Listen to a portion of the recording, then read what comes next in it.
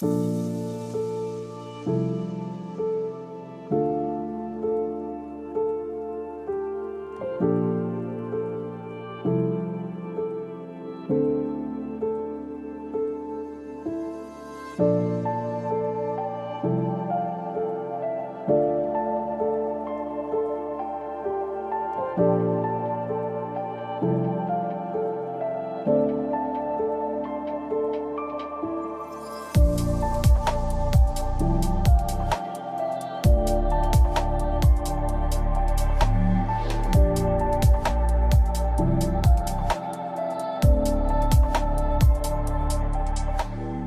afternoon, and thank you for joining me today. Today we are reviewing this Fed 3 Soviet rangefinder.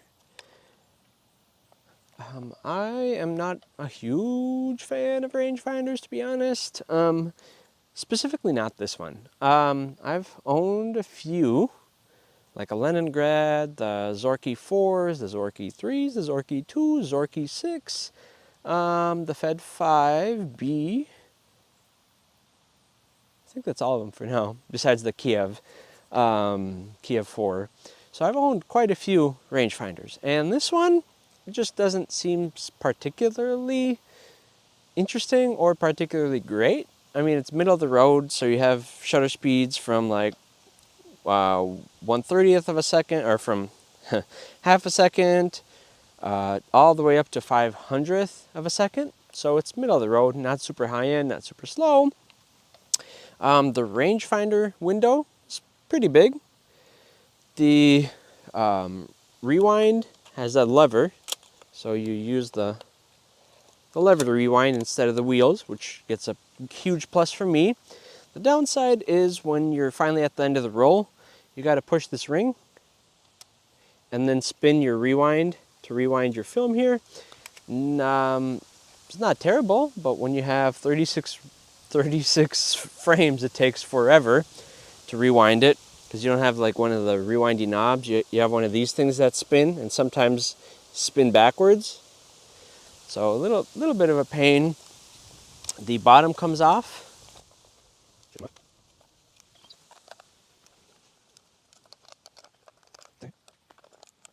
Anyways, the bottom does come off in two parts. There is no seals on mine that I can see, but mine does not leak, thankfully.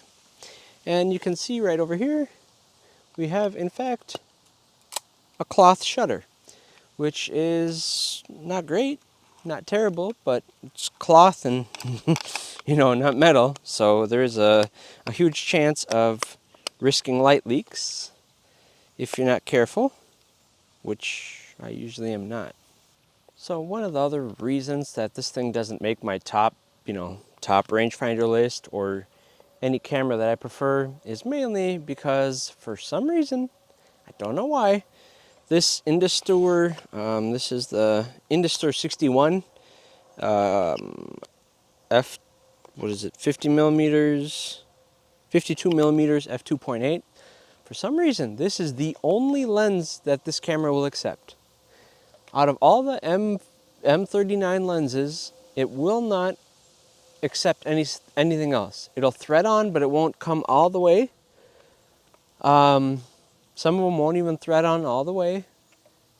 Like one of which I've got to thread on, but it wouldn't be able to take a picture for some reason. Don't know why. Just, this is the only lens. So that's not super great. I mean, nothing wrong with the lens. I just, have a few other M39 lenses that I'd love to put on, but can't. We get to the viewfinder. So if you're a spectacle wearer like I am with the glasses, this viewfinder is one of the worst viewfinders I've ever used. Mainly because it will scratch your glasses. I have two glasses that have succumbed to this viewfinder. Like when you put your eye up to it, the nice, whatever it's called, the nice little spikes will scratch your glasses when you put it up, and then when you if you move your eye around it, you'll scratch up your glasses, and it just sucks. So I had to 3D print this little cover that will go right over it.